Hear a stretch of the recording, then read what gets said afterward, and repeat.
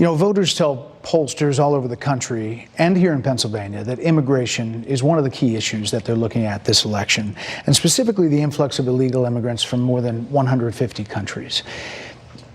How many illegal immigrants would you estimate your administration has released into the country over the last 3.5 years? Well, I'm glad you raised the issue of immigration, because I agree with you. It is a topic of discussion that people want to rightly have. And you know what I'm going to talk about. Yeah, but right do you, now, just a number. Do you think it's 1 million, 3 million? Brett, let's just get to the point.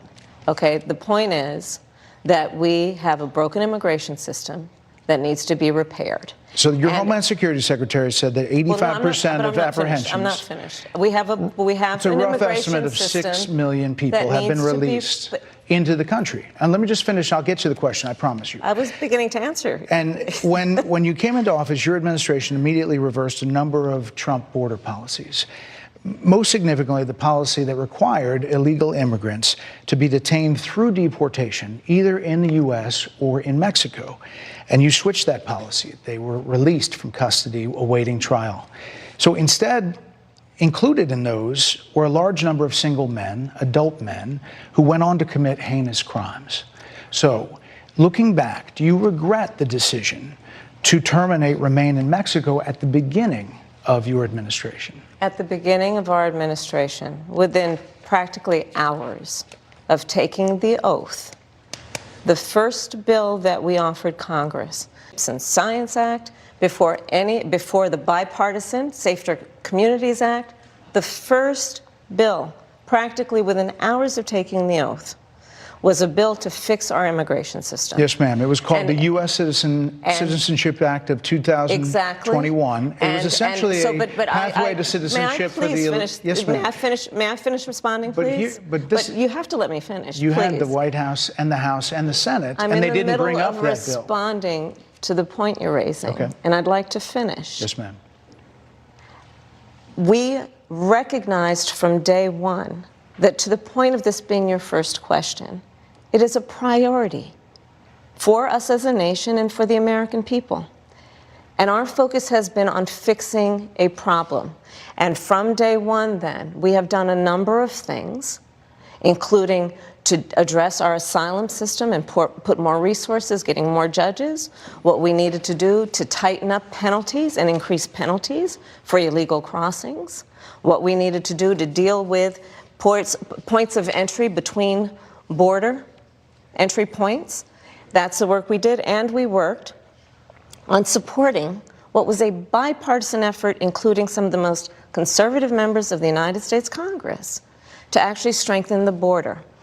That border bill would have put 1,500 more border agents at the border, which is why I believe the Border Patrol agents supported the bill. It would have allowed us to stem the flow of fentanyl coming into the United States, which is a scourge affecting people of every background, every geographic location in our country, killing people. It would have allowed us to put more resources into prosecuting transnational criminal organizations, which I have done as the Attorney General, former Attorney General of a border state. Madam Vice President, a couple of things. Prosecuted trafficking of drugs, guns, and human beings. And Donald Trump, but let me just finish. 6 Democrats voted against that bill. Learned about that bill and told them to kill it because he preferred to run on a problem instead of fixing a problem. And in this election, this is rightly a discussion that the American people want to have. And what they want are solutions, and they want a president of the United States who's not playing political games with the issue, I hear you, but actually is focused on fixing it. 6 Democrats voted against that bill. It would have allowed 1.8 million illegal immigrants into the country a year. A lot of conservatives had a problem with it. These are the 6 Democrats. But more importantly, back to the original premise, Jocelyn Nungari, Rachel Morin, Laken Riley, they are young women who were brutally assaulted and killed by some of the men who were released at the beginning of the administration, well before a negotiated bipartisan bill. Former President Clinton actually referred to Laken Riley Sunday, campaigning for you in Georgia, saying if those men had been properly vetted, Laken Riley probably would not have been killed. So if it wouldn't have happened, this is well before any negotiation. This is well before Donald Trump got involved in the politics. This is a specific policy decision by your administration to release these men into the country. So what I'm saying to you, do you owe those families I think an apology. Let me just say, first of all, those are tragic cases. There's no question about that. There is no question about that. And I can't imagine the pain that the families of those victims have experienced for a loss that should not have occurred. So that is true. It is also true that if a border security had actually been passed 9 months ago, it would be 9 months that we would have had more border agents at the border, more support for the folks who are working around the clock trying to hold it all together. Madam Vice President. To ensure that no future harm would occur. And this election in 20 days will determine whether we have a president of the United States who actually cares more about fixing a problem, even if it is not to their political advantage in an election, because there was a solution, Brett.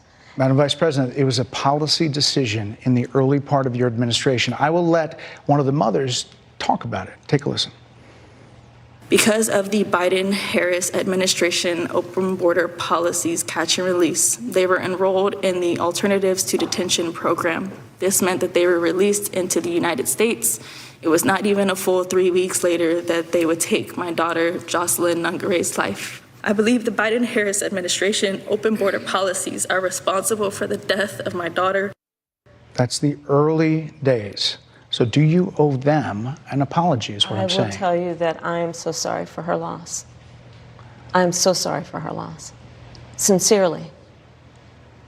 But let's talk about what is happening right now with an individual who does not want to participate in solutions.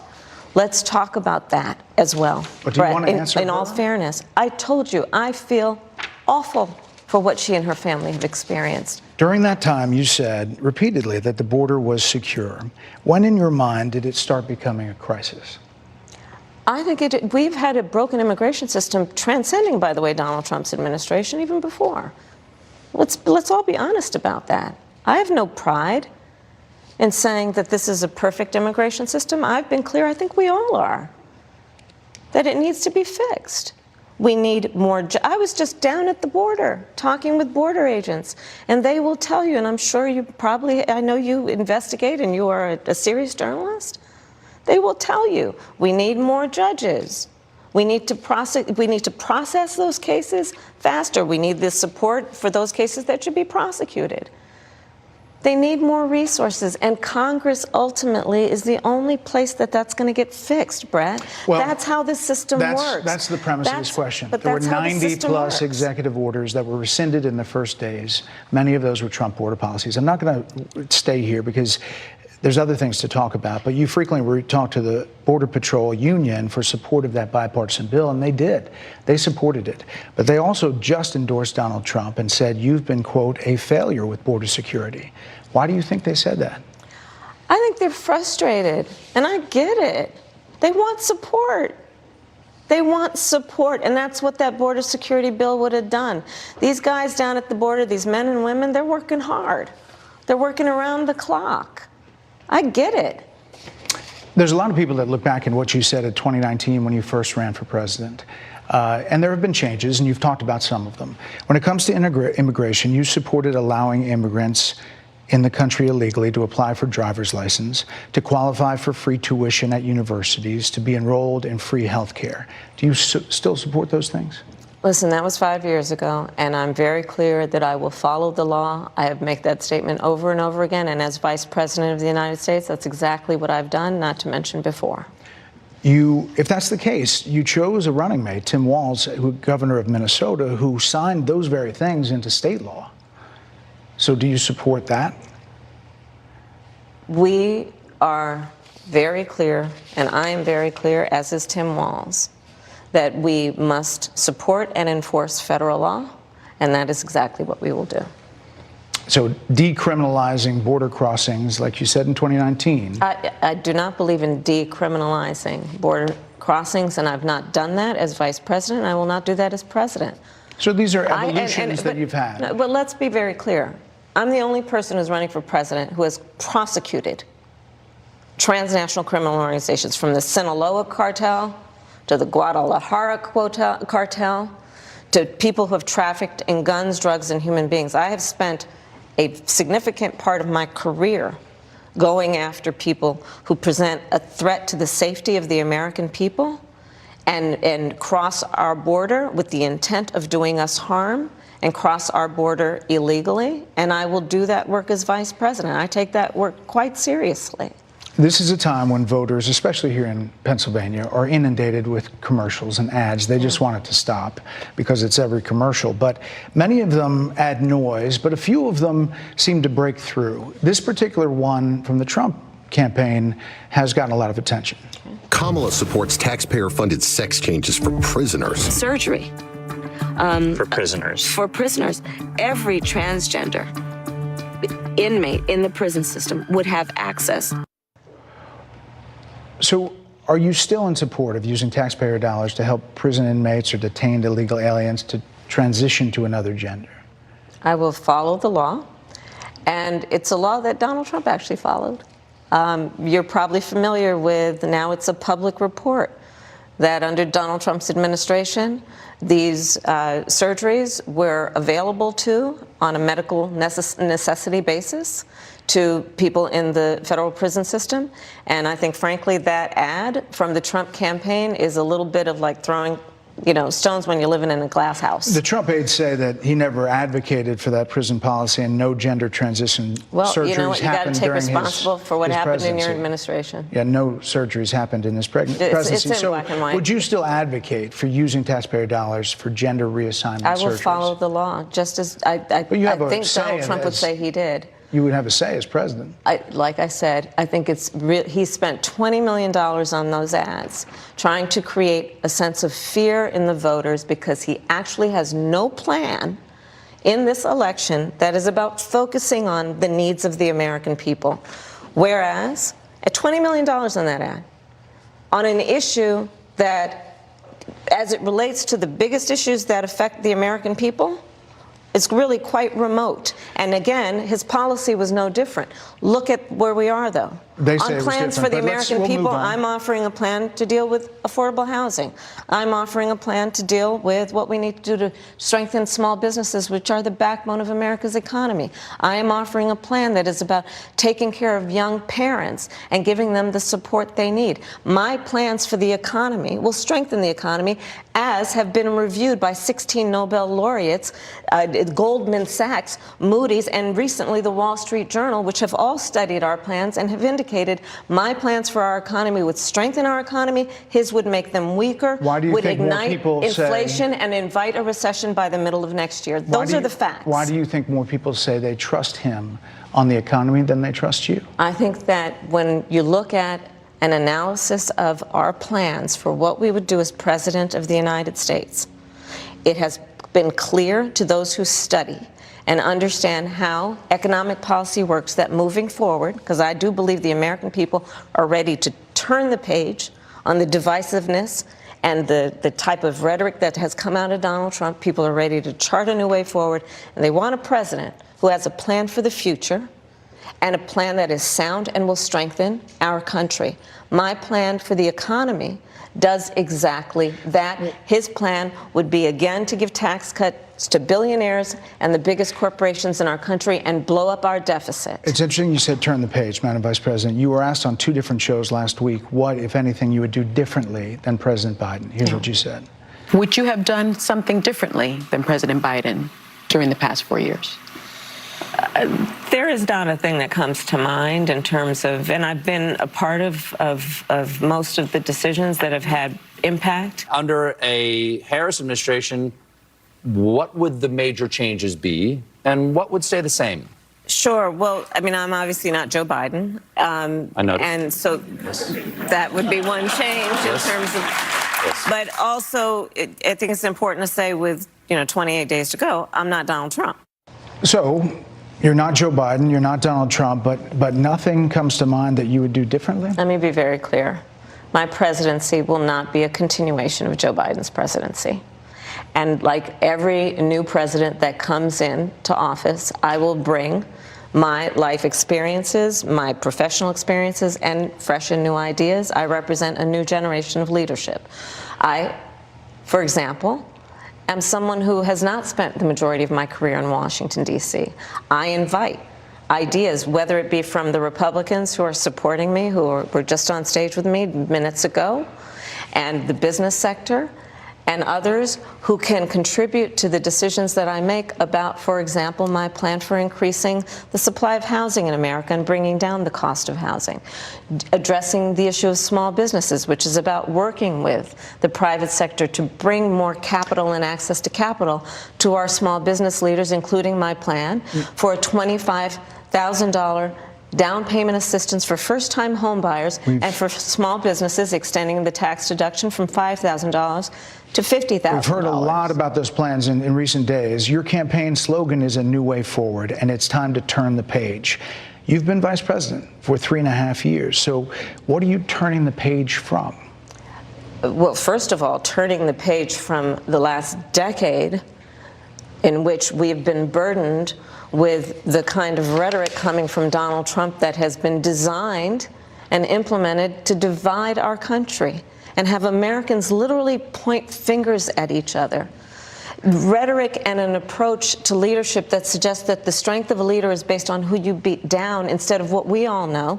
The strength of leadership is based on who you lift up. The strength of an American president, which is one who understands that the vast majority of us have more in common than what separates us. Madam Vice President, more than 70% of people that is tell about pollsters, turning the page on rhetoric that people are frankly exhausted of, Brett. More than 70% of people tell the country is on the wrong track. They say the country is on the wrong track.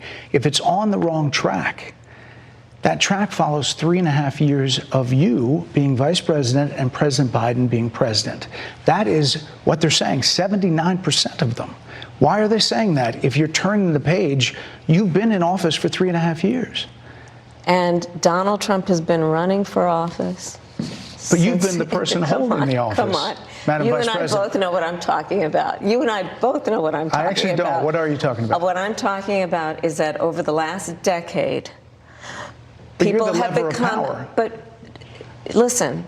Over the last decade, it is clear to me, and certainly the Republicans who are on stage with me, the former chief of staff to the president, Donald Trump, former defense secretaries, national security advisor, and his vice president, one, that he is unfit to serve, that he is unstable, that he is dangerous, and that people are exhausted with someone who professes to be a leader who spends full time demeaning and engaging in personal grievances and it being about him instead of the American people. People are tired of that. If that's the case, why is half the country supporting him? Why is he beating you in a lot of swing states? Why, if he's as bad as you say, that half of this country is now supporting this person who could be the 47th president of the United States? Why is that happening? This is an election for president of the United States. It's not supposed to be easy.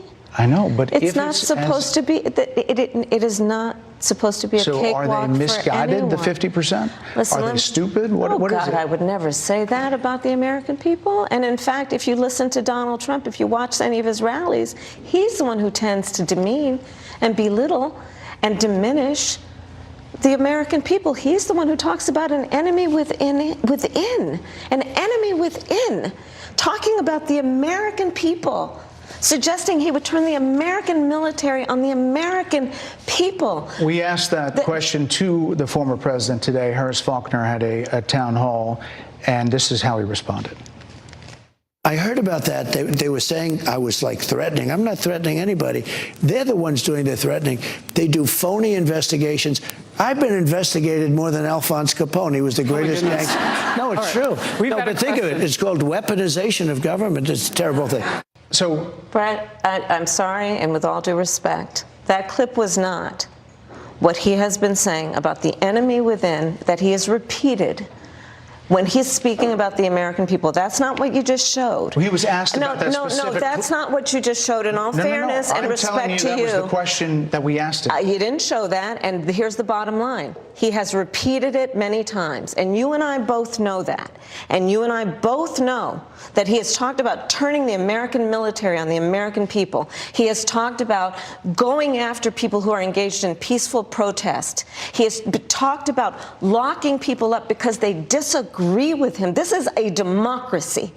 And in a democracy, the President of the United States, in the United States of America, should be willing to be able to handle criticism without saying he'd lock people up for doing it.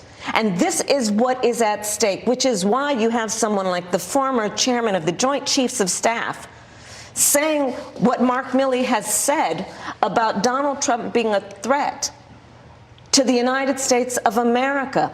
He's quoted in the Bob Woodward book that way, yes. Let me ask you this, Madam Vice President. You call Donald Trump... The significance of that. You call Donald Trump... he's misguided. You say now he's unstable. He is unstable, Brett. He's not well. You say he's mentally not stable. He's not stable. Let me ask you this. You told many interviewers that Joe Biden was on his game, that ran around circles on his staff. When did you first notice that President Biden's mental faculties appeared diminished? Joe Biden, I have watched from the Oval Office to the Situation Room. And he has the judgment and the experience to do exactly what he has done in making very important decisions on behalf of the American people. There were no concerns raised? Brett, Joe Biden is not on the ballot. I understand. And Donald Trump but is. You talked about it. And Donald Trump After George Clooney said within a few minutes of talking to President Biden at a fundraiser that he thought this was not the same Joe Biden that we saw on the debate stage. Donald Trump is on the ballot. I understand. You met with him at least once a week for 3.5 years. You didn't have any concerns? I think the American people have a concern about Donald Trump, which is why the people who know him best, including leaders of our national security community, have all spoken out, even people who worked for him in the Oval Office, worked with him in the Situation Room, and have said he is unfit and dangerous and should never be president of the United States again, including his former vice president, which is why the job was open for him to choose another running mate. So that is a fact. That is a fact. Madam Vice President, two more things. You were asked on 60 Minutes about the biggest threat that the world faces, that the U.S. faces. This is what you said. Which foreign country do you consider to be our greatest adversary? I think there's an obvious one in mind, which is Iran. Iran has American blood on their hands, okay? This attack on Israel, 200 ballistic missiles. What we need to do to ensure that Iran never achieves the ability to be a nuclear power, that is one of my highest priorities. A number of experts thought you would say China. The FBI director had said that. But you said Iran. If that's the case, what do you say to critics who look at the actions of your administration and say you're not acting like Iran is the #1 threat? Well, I will tell you most recently, whether it was in April or in October, and then several hours on each occasion that Iran posed a threat to Israel, I was there. Most recently in the Situation Room, in the most recent attack, working with the heads of our military and doing what America must always do to defend and to support Israel in its requirement to defend itself, and to give American support to be able to allow Israel to have the resources to defend itself against attack, including from Iran and Iran's terrorist proxies in the region. Right. And that but those proxies were getting funded by my commitment to that is unyielding and unwavering. Critics just say that you either relaxed or failed to enforce sanctions on Iran, allowing all of this money to flow into Iran, like billions. Let's go back to Donald Trump, who pulled out of a deal that would have actually put Iran in check. The estimates and then in billions. It was during Donald Trump's that administration go towards that the Iran regime. That we had an American military base that was attacked, where American soldiers suffered traumatic brain injuries, and Donald Trump dismissed them as headaches, not to mention how Donald Trump has treated and talked about America's military and military service people, calling them suckers and losers, Hamas, has diminished and the significance. We're talking over each other. I apologize. I would like that we would have a conversation that is grounded in full assessment of the facts, which includes, I think this interview is supposed to be about the choices that your viewers should be presented about this election, and the contrast is important. Yes, ma'am. And on the subject of Iran, I am offering what should be an important contrast that is presented for folks to make a decision that they feel. Who look at what the administration did and say and think differently. Madam Vice President, they're wrapping me very hard here. I hope you got to say what you wanted to say about Donald Trump. There are a lot of things. There's more to say. I have much more to say. There are a lot of things that people want to learn about you and your policies, and that's why we invited you here. I invite everyone to go to KamalaHarris.com, and you will see that I have 80 pages of policies that are quite comprehensive and should be accessible to anyone who would like to read them.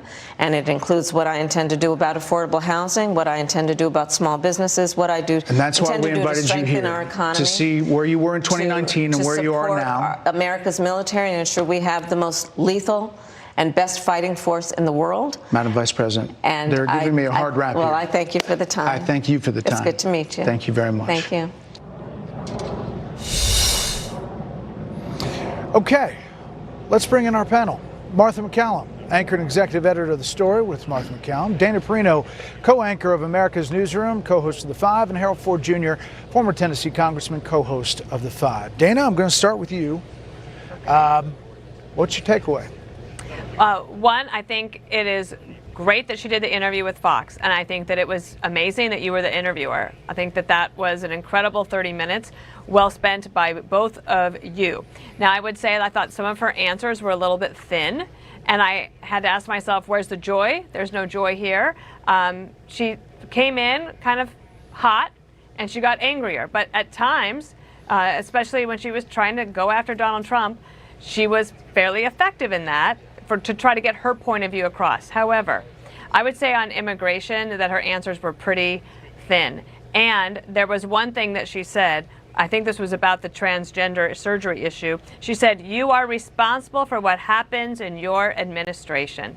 And I imagine that the Trump folks over there said, oh, okay, let me just take that clip and put it right in an ad, because the questions about why does 79% of the country think we are on the wrong track when you've been in office? Her answer saying that Trump's been on our radar for 8 years and was president for 4 years, 4 years ago. I didn't think that that landed very well, but I thought the interview was super good. And I would add this. I don't think that friendly interviews did her any service.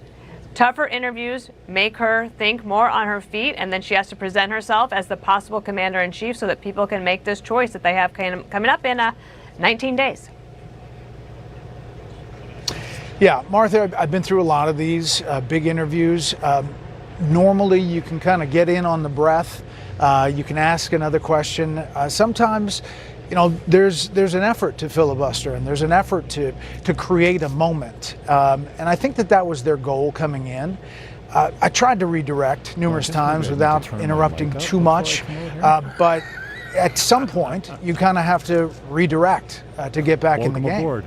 Absolutely. And Brett, I thought you did a masterful job. This is the kind of interview that we should see a lot of on the campaign trail. And we have seen Trump, and comes to mind the Bloomberg interview yesterday where he was getting pushback. She has not exposed herself to this kind of moment. And, you know, there were numerous occasions where she appeared to be scrambling a bit. What up, and TrueTube? That her We're answers live were on thin. I Twitch, thought you Twitter, really asked the at questions that a Jim lot Fannin of on X, Americans want answers to, which Kick, is how did you let all these and millions of people whatever come else into the there is, country, Live, and do you have any on my regrets most about it? platforms. And I think her I was answers just were saying before I turned not on my good microphone. on that, and about the economy. When you asked her what would be when I'm different a 10-time under candidate a in Canada, Harris administration as opposed to a Biden administration, even the when I things that mentored she brought up was that she would other listen to candidates, Republicans it's a and format. she would listen to the business sector. You take the She question also and you mentioned the spin it back to your five $25,000, which we've priorities. heard What about are that we she gonna offers do? home buyers. When you But get we caught in didn't this get game a of clear who are ad you? hominem What do you attacks and stand just for? What would America character look assassinations and you're not like even talking under about a policy Kamala anymore? Harris What is it you don't like economy? about the So policy I of think your that was a competitor? rough moment. Let me play this soundbite. It's on Turning the Page, stop 3. Priorities that you're hitting on with every question. If you're turning the that you page, spin back you've to been your in office for priorities. 3.5 What are you years. going to do? This And is- Donald this is Trump has been embarrassing. running for office. But you've since- been the person Come holding on, the office, Come on.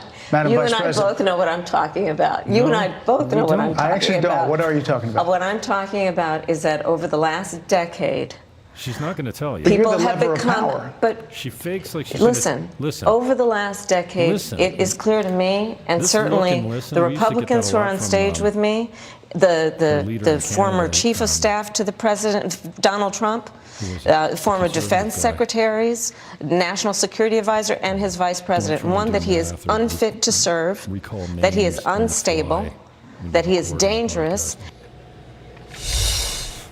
The last conservative Harold, at that point, I prime really minister didn't know what Hart she was talking about Carter. because she was going back a decade and talking about Donald Trump. So, thoughts overall?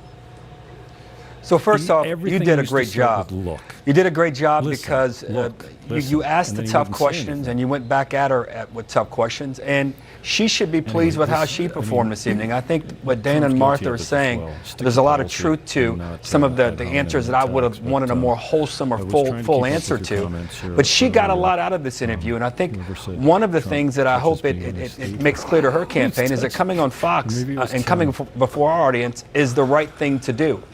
Two, shit, man. she said Anyway, something I think that she's I going to was want hoping to for make more, but not make expecting clear it. and They, repeat over and over again, and that was when you asked the question never about fail to whether disappoint. she would be like These Joe guys. Biden or her administration if she's Trump, fortunate to be Trump. elected No, will look nothing's like ever Joe your Biden. fault. She You've said been this in will power for not be a almost 4 continuation of the Joe Biden administration or liberals in presidency. Canada are guilty I of would the imagine they're same going to thing. run that They're over and over still again. blaming- Probably some of These the guys things have they been in won't run Canada are some of the in things power that Dana and Martha have almost touched 10 on. I years, thought she and should have they're been still clear about blaming her the position conservatives. on if she's for the What was his transgender name? operations or even transitions or not.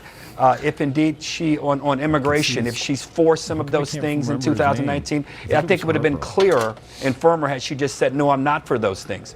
But I think tonight not was good a trying to sign think and a of the signal to the feet. country as to why we need Anyway, more I was debates hoping to between get something candidates. more, but I You in many expected ways, to Brett, get were having just to ask the this question over and over again and follow up on behalf of a lot of our I'm viewers, and I still would argue a lot of black, though. I Americans think that who want there's clarity still around the transition this too between big to break 2019 thing. There's a and 2024. fantasy. But overall, this was a fantasy. win for you, and she has to But be pleased with how I she still think performed they're this gonna evening. Take it.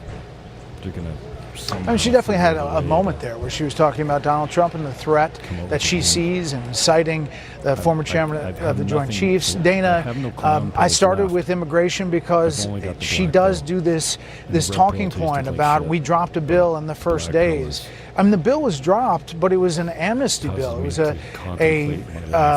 to get 11 million illegal aliens citizenship in 8 years, Anyway, I was and hoping it would they be had the longer White and a little House, bit the more House and the Senate, and the Democratic leadership did not bring that bill up. And then, I was trying to get into the progression and to let her would be see, some meat I was there, talking but- about the executive orders and the actions taken in the first days. It just took a little while good for her. to make At that least point. She took one. So her And, answers some- are not going to pass the smell bad as test far as with the an questions audience goes. I think who it has could have been watched stronger. loyally. We have But more easy Republicans, for me to Democrats, say. and independents than watch than any other news channel. Radio And guy, we so- have covered immigration since well going back. I've been here He's 14 hoping years. We always Christ talk is in the about it. house. What up? And one of the things she does is she sandwiches in the bill she's talking about, which you clarified, and then the bill she says that Trump killed. In wanna between find those who's, things is when you had the millions of people flooding getting into the touched in your country sleep. with Fuck, no that other made me reporter howl. but Bill Couldn't Malugin figure and out how Griff to do a smiley Jenkins face down on there the at the keyboard, border and I was covering on it. my phone. The story of a This is lifetime. sad. And now Christian people are dealing with that in not only in New York City, or not even just the border states, they're dealing with it in all the major cities. And they're dealing with increased housing costs and the problems with the schools and increasing crime. And what about the jobs? I mean, all of those things. Now, I just wonder if at some point, if acceptance is the first step of recovery, if she had ever said something like, we could have done a better job on the border. Just acknowledge it. Like what would happen with the whole entire campaign fall apart? Because the majority of people think that Trump would be better on immigration. We're just coming Simple. out of summer now. Yeah, not only that, but maybe more specific, she could have had this sister soldier moment where she separated herself a little bit. I'm pleased to be joined by Britt Hume, our chief political analyst, and we were trying to get him up for some thoughts. Britt, what's your takeaway? Well, she was combative and energetic, and she certainly landed some blows on Donald Trump. But in terms of how well she answered your questions, which were about the very things that have been raised about her, the thinness of her positions, her failure to explain her flip-flops on issues going back to when she was a candidate for president back in 2019 and 2020. She didn't give you very much, Brett, and you did a great job. And those are the right questions to ask. You did a good job of answering them, of posing them. And she, I'm sure her partisans would look at that and say, "Yay, Kamala! She fought you." But if people have doubts about her, I don't think that she cleared them up. I think Chadwick Blue is the guy. All right, we're going to take a quick break. On the other side, we'll have a couple more moments, and we'll digest a little bit more with our panel. More after this from Pennsylvania.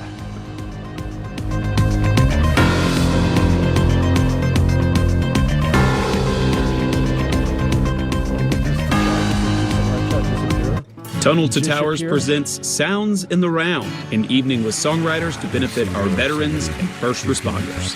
Hello, I'm Lee Greenwood. I'm proud to be an American, and I'm proud to be a supporter of Tunnel to Towers. My song, God Bless the USA, stands for all of us, and it was released in 1984, so this is the 40th year. I'm just a writer and a musician, and I got kind of lucky, and I think God has given me this wonderful tool to uplift America. When the terrorist attack happened on 9/11, we went to New York 3 different times, once for the Firemen's Memorial at Yankee Stadium and the Policeman's Memorial at Carnegie Hall. And then I sang the 4th game of the World Series, and I said, you know what? I'm going to wear the red, white, and blue colors at a sporting event in Yankee Stadium because it's going to be watched by billions of people, and I want everybody to know how much we love this country and how much we're going to stand up for red, white, and blue. But it was a tragic time, and we were trying to lift up America at the moment. We wanted to make a statement that the terrorists, one thing they wanted to do was change our way of life. And it wasn't long after that I became aware of the Siller family and what Stephen did. Tunnel to Towers is something very close to my heart. I support a lot of veterans myself, so I'm aware of the plight of veterans. And certainly we were all on board to honor Stephen and Tunnel to Towers. At the Tunnel to Towers Foundation, our promise is to eradicate veteran homelessness in the United States by providing communities of comfort homes with a comprehensive care and support system for our homeless veterans. I'm proud to throw my weight into this, if I have any at all, because it's a wonderful idea in trying to help veterans and just get back in life somehow.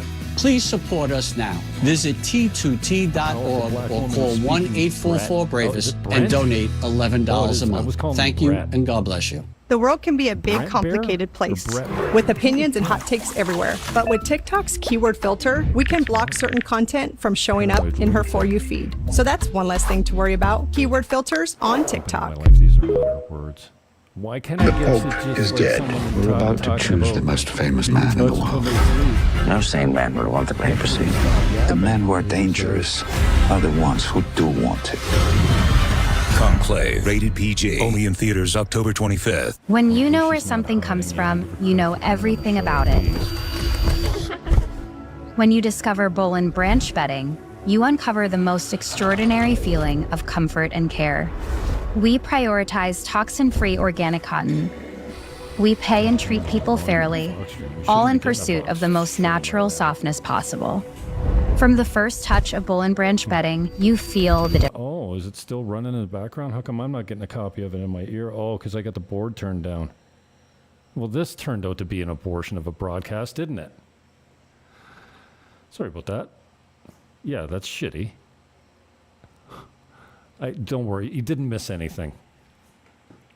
We come out here live every once in a while and do a Jim Fannin show, or you can catch me over the Dominican Republic channel, buyingdominicanrepublic.com. It's not done. I just bought it, but Buying Dominican on all the social platforms everywhere. Yeah, I just jumped on quickly here. I just wanted to pop on. Quickly did a live broadcast when I saw that it was there, so I'll probably get a copyright strike on TrueTube, the channel you're watching on YouTube right now, for third-party content like this kind of stuff. But anyway, vote Harris Walz. You won't be sorry. 4 more years can't be the end of the world, dude. Seriously. I mean, does it really matter? I'm trying to convince myself it doesn't matter. Participate in solutions. Let's talk about that as well. But do you want to answer in all fairness, I told you I feel awful for what she and her family have experienced. During that time, you said repeatedly that the border was secure. When in your mind did it start becoming a crisis? Is it still coming through? I guess I should know what my broadcast settings are actually set to before I come out here and try and pretend to be semi-professional. I've been doing this a long time. I mean, what the hell? Anyway, it was kind of a last-minute thing. I wasn't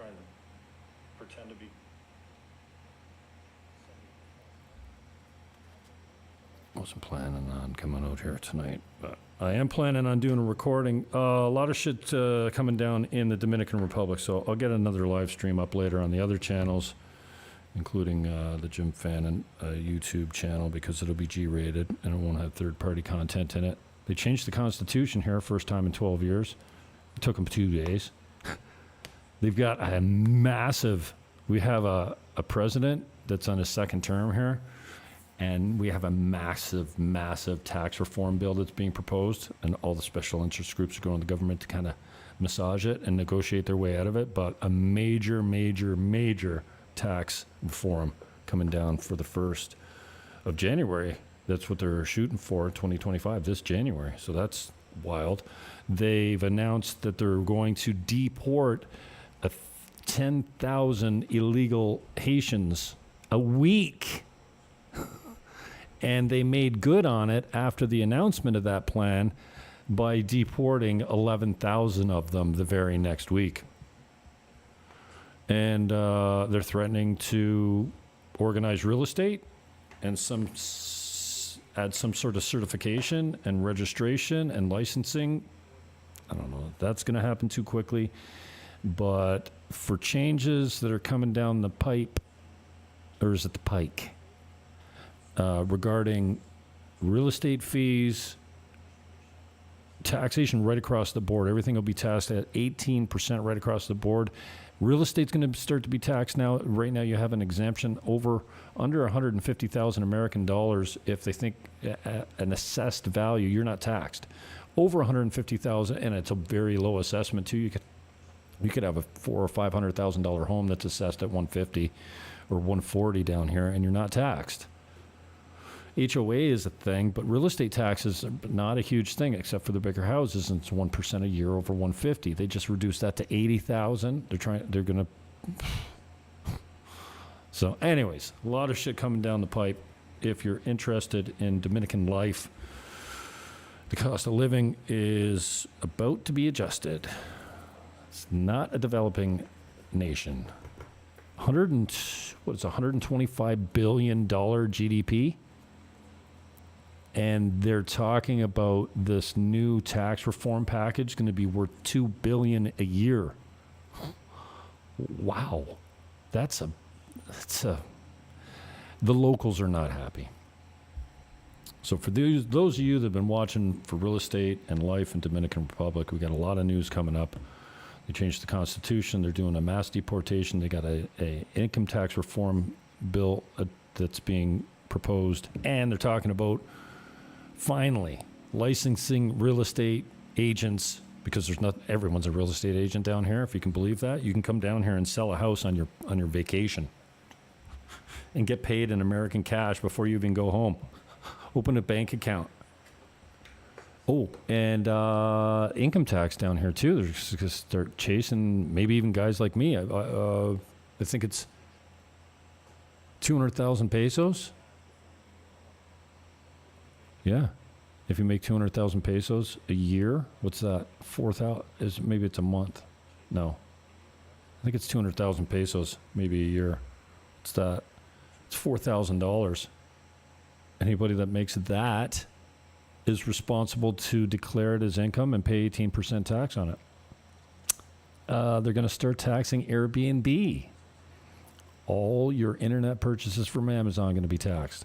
The courier that brings it from Miami to Santo Domingo and then to Sosúa, where I live, all of that, 18% added onto that tax. So not only is the stuff that you buy, Spotify, Netflix, all you're going to pay a Dominican tax on top of. How are they going to? I talk to the people that know, and yes, the infrastructure is there to collect your taxes. Lots of changing in the DR. Anyway, that's not why I brought you in here today. You're here to hear